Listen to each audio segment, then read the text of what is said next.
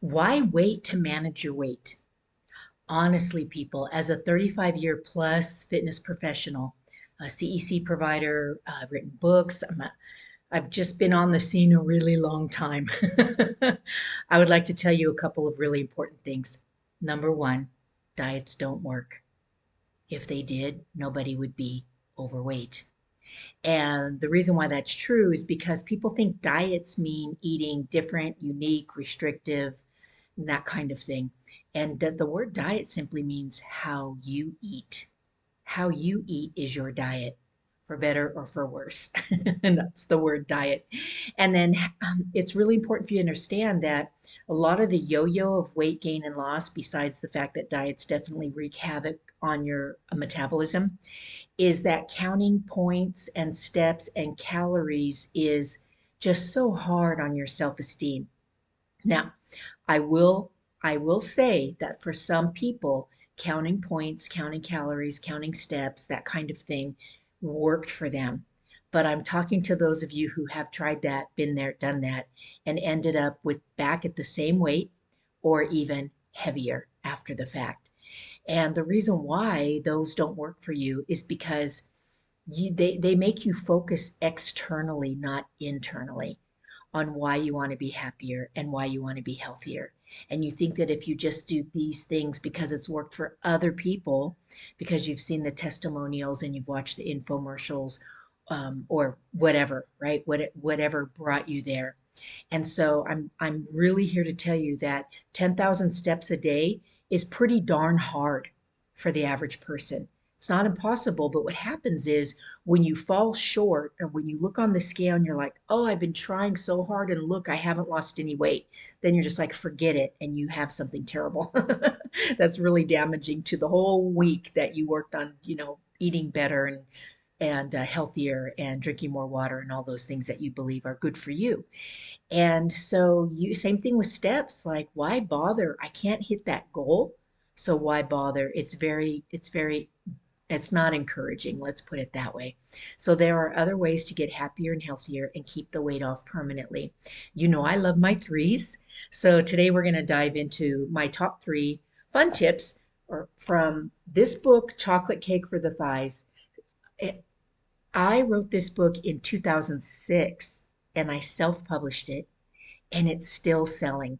I still get royalty checks deposited in my account randomly from this book, and that lights me up. It makes me so happy. So, this book is just fun. It's called Chocolate Cake for the Thighs, the anti diet book for women.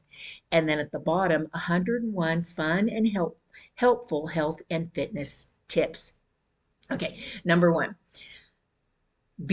so this is kind of in relationship to any social event. Before you go and you're afraid that you're going to overeat, eat before you eat.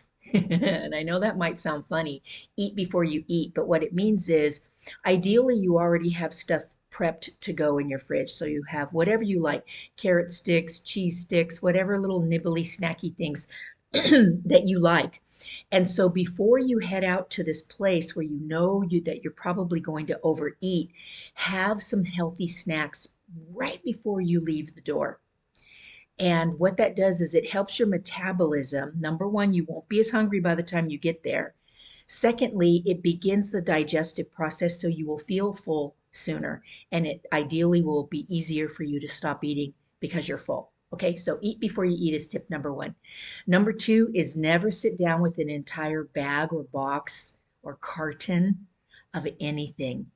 So I don't know if you've ever sat down with a bag of chips. Potato chips are my weakness. Then you get to the bottom and you're just like, what happened? Who else had some of these? Or what we like to say now is, oh, they just don't fill them as much as they used to. There's a lot more air in those bags now. So, anyhow, get a portion in a little small bowl or a little plate or something small, and then put the entire bag, box, or carton away. And because you will be less likely to go in and get more. But if you have the endless supply, then you'll keep at it for as long as you can. Uh, excuse me. So, that being said, smaller bowls for ice cream, little tiny bowls for chips, and things like that. You can do it. I know you can. And I know you know how.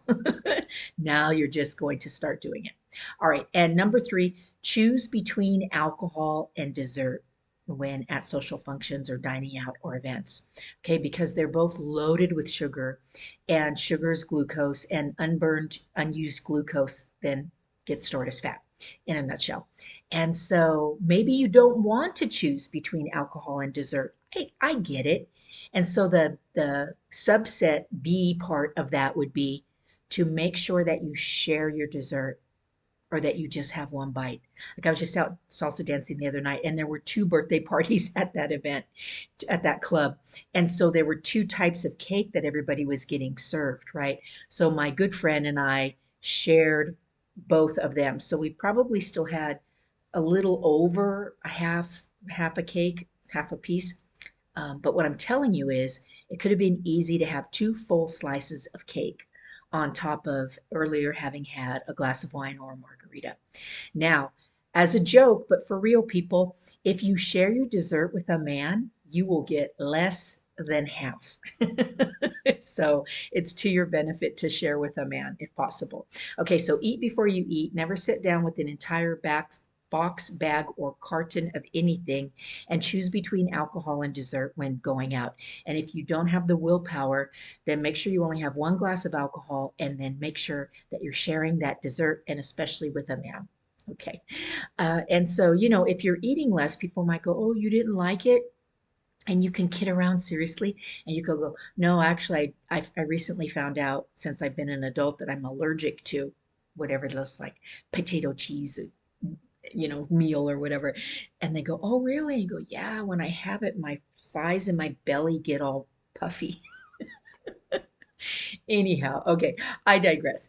So I'd like to give you a bonus like I often do, and this one is crazy, and I swear to you, myself personally and my clients have benefited from this one thing like nobody's business, and you have to try it. You have to do it to believe it.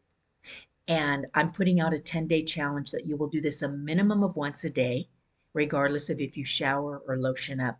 Ideally, you want lotion, you lotion up after you shower. And even if you don't, still get just a little bit of lotion or oil or something. And you're going to go over your whole body.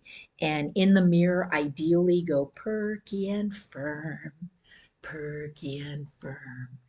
You are so very perky and firm, and really have fun with it. You don't have to sing my song, but the words are there. Perky and firm. My body is so very perky and firm.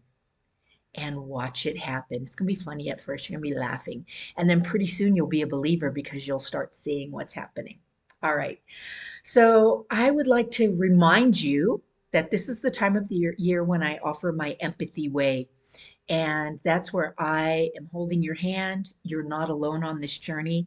And it's the journey to a happy, healthier you with a body that you can love. And the Empathy Way is based on this book, which is also an international best-selling. And what's cool about this book is it randomly keeps making the Amazon Top 100 in health and fitness. I love that. So get happier and healthier now. 7 steps to improved health and a body you can love.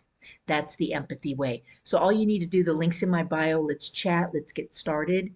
I run it only twice a year, and it gets results. I promise you. And I can even hook you up with people that you can chat with folks that have already had great lasting success. No more yo-yo. Okay? So why wait? What are you waiting for? Let's do this. You're not alone. I'm Elle Graniel, the founder of Truespeak, the author of 3 internationally best-selling books, and these are the 2 that I've been chatting about today. They're my babies, and I hope to be spending more time with you again soon and affecting lasting change forever together. So until then, aloha always, my friends.